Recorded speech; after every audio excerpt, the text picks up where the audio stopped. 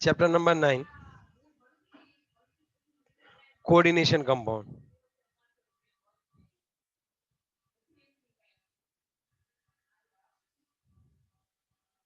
Coordination compounds. Okay.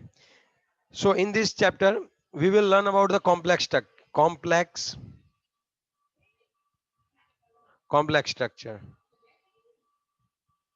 Okay. So as you are knowing that in last lecture or like in a chemistry, we have seen that there are lots of compounds which we are saying like complex one. Suppose ऐसा कोई था तो हम बोल रहे थे कि ये कॉम्प्लेक्स कंपाउंड है ना. फिर हमने वो पढ़ा था कौन सा वाला पॉइंट, एजी. हाँ, सिल्वर. सिल्वर वाला पॉइंट याद करो आप. लाइक लीचिंग लीचिंग प्रोसेस में आता था एजी सी एन ट्वाइस -1. और कौन आता है ये, हाँ फिर हमने ये पढ़ा था CO NH3 4 + 2. So these complex are known as a complex compound. This compound are known as a complex compound. और फिर पता चला कि आज जो है मॉडिफाई करके उनको क्या बोलते हैं, coordination compound. Why they are calling it as a coordination compound? Because there is a presence of coordinate covalent bond. Okay, that we will learn, don't worry. But this kind of compounds are known as a complex compound, and in this chapter we will learn about these complex compounds. But why we should learn it? Because in our daily life we are using lots of complex compounds. During the leaching of Ag or coating of Ag, we are using this complex. Okay. Then if you are knowing that vitamin B12 is a complex of cobalt, the complex of cobalt +3. Okay. Then hemoglobin. Hemoglobin is known as a complex compound. Then chlorophyll, which is responsible for the photosynthesis. Chlorophyll is a complex of a magnesium compound. Sir, what is the basic funda? What is the basic funda behind the coordination compound? So there are mostly two things in coordination compound.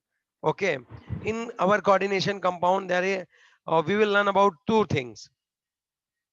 First thing is that who just give idea about that, who just gave idea about the complex compound. So one scientist named Alfred Warner. Alfred Warner. Okay. So Alfred Warner did lots of practical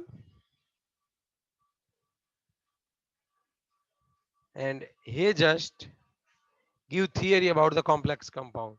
Okay. And what was that exactly theory? What was that theory? Listen. First of all, let me introduce with the complex compound.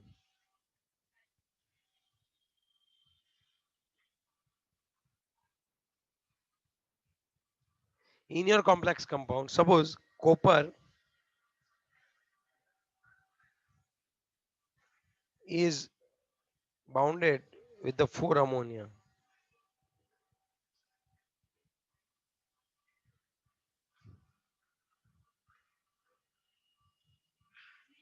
and here its charge पूरे के ऊपर charge है +2. दूसरा हम देखें तो Ni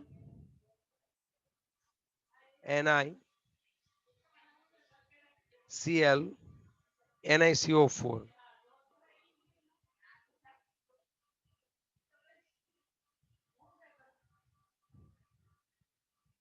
यहाँ भी इसके ऊपर कोई चार्ज नहीं, इसके ऊपर +2 है. तो मैं ये भी लिख सकता हूँ, अगर इस +2 को सेटिस्फाई करने के लिए इसके आसपास कौन आ सकता है, मैं बता दूं आपको. तो इसके प्लस को सेटिस्फाई करने के लिए मैं यहाँ पे Cl2 लिख सकता हूँ, तब ये +2 निकल जाएगा. Cl2 जो है वो इसके साथ जुड़ जाएगा. जैसे एक और भी है K4FeCN6. अब सुनो, यहाँ पे Fe है और आसपास 6 Cn है. 1 2 3 4 5 and 6. तो यहाँ पे सब जगह पे कौन है भाई? CN CN CN CN CN। अब आप थोड़ा सा देखो, अगर CN के ऊपर -1 होता है,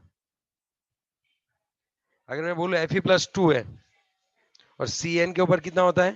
-1, थोड़ा सोच के बताओ पूरे कॉम्प्लेक्स के ऊपर कितना चार्ज आएगा? -4। Fe+2 है और CN -6 है, -1 है तो 6 है, तो पूरे कॉम्प्लेक्स के ऊपर कितना चार्ज आएगा बताओ? You will have to answer, -4। otherwise it's very difficult for me to explain, okay? Because my mood will decrease, okay? You can answer. -4। अगर यहाँ पे CN6 है और Fe+2 है, so what will be the charge on this complex? Please answer it to me. -4 -4। -4। Okay, सो यहाँ पे जो charge है वो आने वाला है -4। यहाँ पे चार्ज कितना आने वाला है बच्चों? -4 चार्ज आएगा। अब आप थोड़ा सा समझो यहाँ पे कि एग्जैक्टली इस -4 को कंपेंसेट करने के लिए हमें यहाँ पे लिखना पड़ता है K4। तब ये पूरा कॉम्प्लेक्स कुछ इस तरह से बना, K4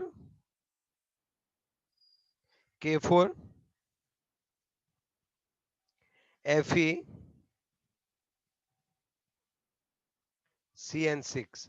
ये पूरे का पूरा कौन सा कॉम्प्लेक्स हो गया आपका? ये पूरे का पूरा कंपाउंड कौन सा हो गया? Complex compound. ओके, तो कॉम्प्लेक्स कंपाउंड में एग्जैक्टली होता क्या है? इसमें दो चीज बहुत ही मायने रखती है। देखो ये एक आयंस है, साइड वाला आयंस है, ये भी आयंस है। कॉम्प्लेक्स ये है जिसको हमने स्क्वायर में रखा हुआ है। आप समझ रहे हो बात? इसको पूरा स्क्वायर में रखो, इसके ऊपर कोई चार्ज नहीं है। कॉम्प्लेक्स चीज में दो चीज होती है, एक होती है मेटल आयन, दूसरा होता है लिगैंड, और तीसरा होता है बॉन्ड। ये तीन चीज होनी चाहिए, मेटल होना चाहिए, मेटल आयन होना चाहिए, लिगैंड होना चाहिए, और उन दोनों के बीच में बॉन्ड फॉर्मेशन होना चाहिए। ये तीन चीज होनी चाहिए। यस और नो? Yes sir. ओके, तो पहला वाला कि मेटल आयन की बात करें तो इसमें थोड़ी कैरेक्टरिस्टिक्स होती है। यहाँ पे ऐसा मेटल आयन काम का होता है कि जो गेस्ट के इलेक्ट्रॉन को एक्सेप्ट कर सके, जिसके पास एम्प्टी क्या हो? Empty D and F orbital हो, या फिर एम्प्टी ऑर्बिटल हो, जरूरी नहीं कोई भी। क्यों सर एम्प्टी ऑर्बिटल हो? तब भी जाके ऐसे मॉलिक्यूल जैसे नेगेटिवली चार्ज मॉलिक्यूल और न्यूट्रल मॉलिक्यूल और ऐसे मॉलिक्यूल की जो इलेक्ट्रॉन पेयर होती है उनके पास, और वो डोनेट कर सकते हैं। जैसे अमोनिया है, अमोनिया तो उसके पास क्या होता है बताओ तो? एक लॉन पेयर ऑफ इलेक्ट्रॉन होती है कि नहीं होती है? Yes sir. तो वो क्या कर देंगे, वो किसको डोनेट करेंगे? कॉपर की एम्प्टी ऑर्बिटल में रखेंगे। तो यहाँ पे किस टाइप का बॉन्ड फॉर्म होगा? Coordinate bond. हाँ, तो कोऑर्डिनेट बॉन्ड फॉर्म होगा। तब जाके आपका कौन सा कॉम्प्लेक्स बनता है बच्चों? सॉरी, तब जाके आपका कौन सा कंपाउंड बनता है बच्चों? बताओ। Complex compound.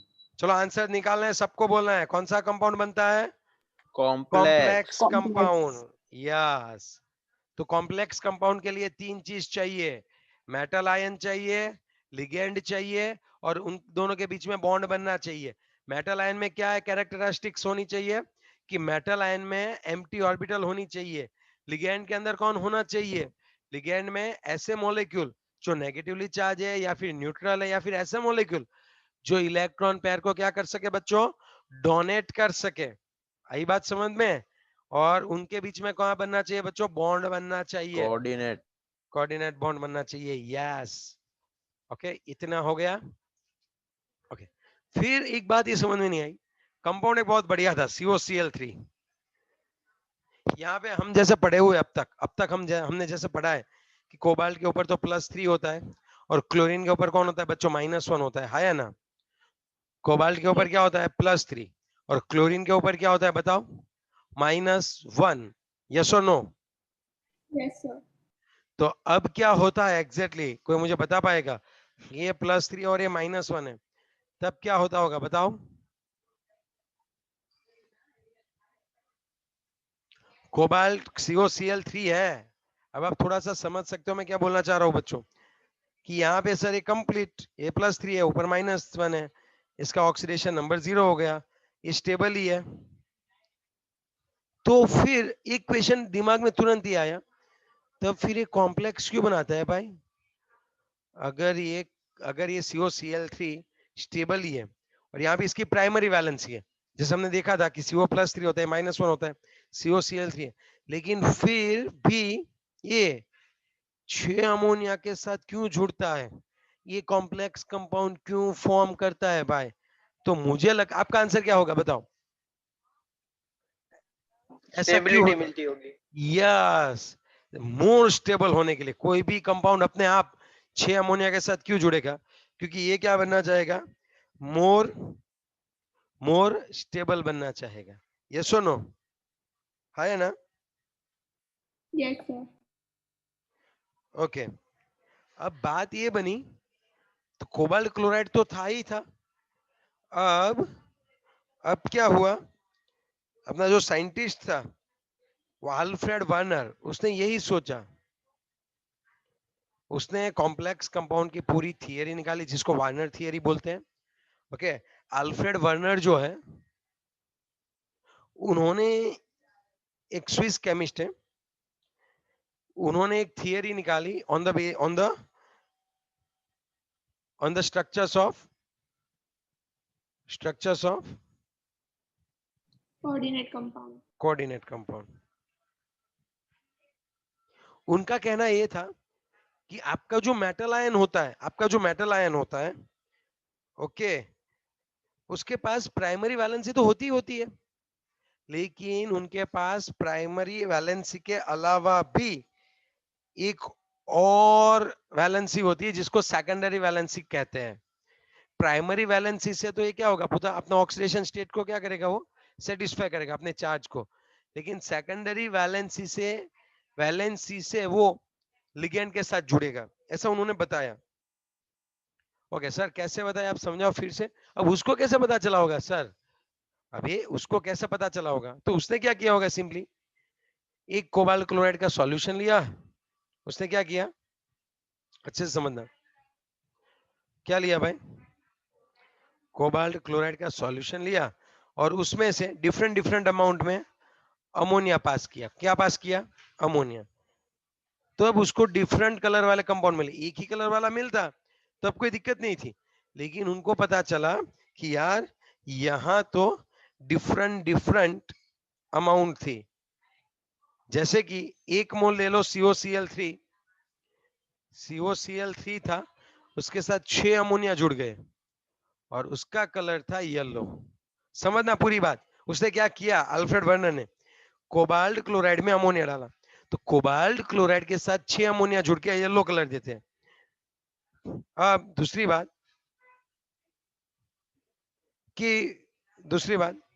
कोबाल्ट क्लोराइड जो है वो अमोनिया के साथ जुड़ के 5 मोल्स देते हैं और उनका कलर था पर्पल।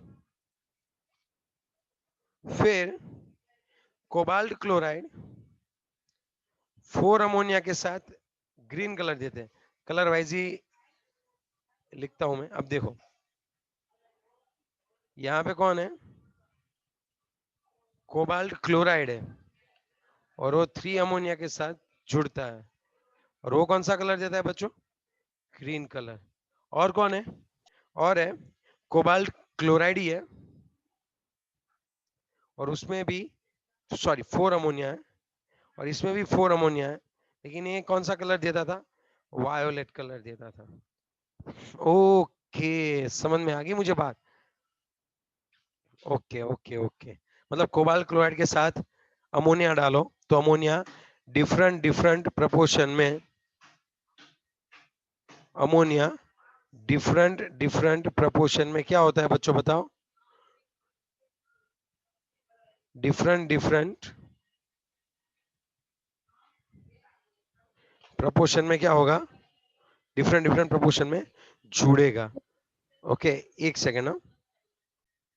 तो मतलब यहाँ पे ये अमोनिया क्यों जुड़ते होंगे, आता है ना क्वेश्चन।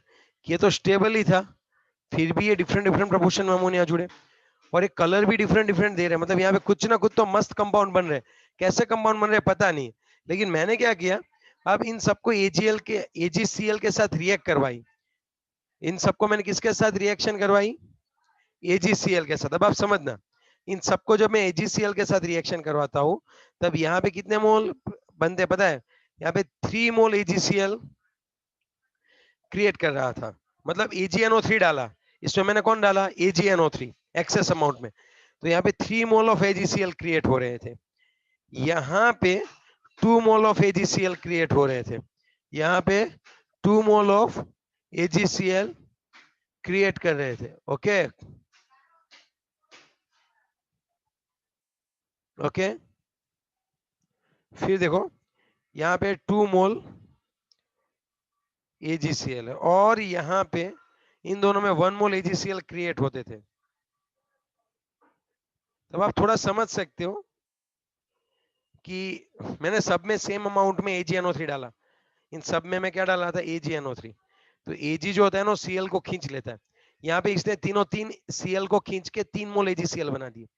यहाँ पे मैंने भले ही ज्यादा AgNO3 डाला, 3 में से सिर्फ 2 ही Cl को निकाल पाया Ag, और यहाँ पे तो सिर्फ एक ही Cl को Ag निकाल पा रहा है, तो इसका मतलब यहाँ पे एक Cl डिफरेंट है, 2 अलग है। यहाँ पे तीनों 3 में से एक ही निकल रहा है तो 2 बाकी बचे, यहाँ पे 3 में से 2 निकल रहे तो 1 बाकी बचा, और यहाँ से तीनों के 3 Cl के साथ निकल Ag के साथ निकल जा रहे हैं, तो ये जो कॉम्प्लेक्स है उसमें भी कहीं ना कहीं कोई दिक्कत है। तो अब मैं आपको पूरा आइडिया देता हूँ क्या होता होगा, समझ रहे हो मेरी बात, यस और नो। चलो नेक्स्ट लेक्चर मींस मीटिंग को रिजॉइन करो, मैं आपको समझाता हूँ क्या हुआ है, पूरा फंडा क्या है, पूरा फंडामेंटल समझेंगे इसका, डोंट वरी, आ जाओ।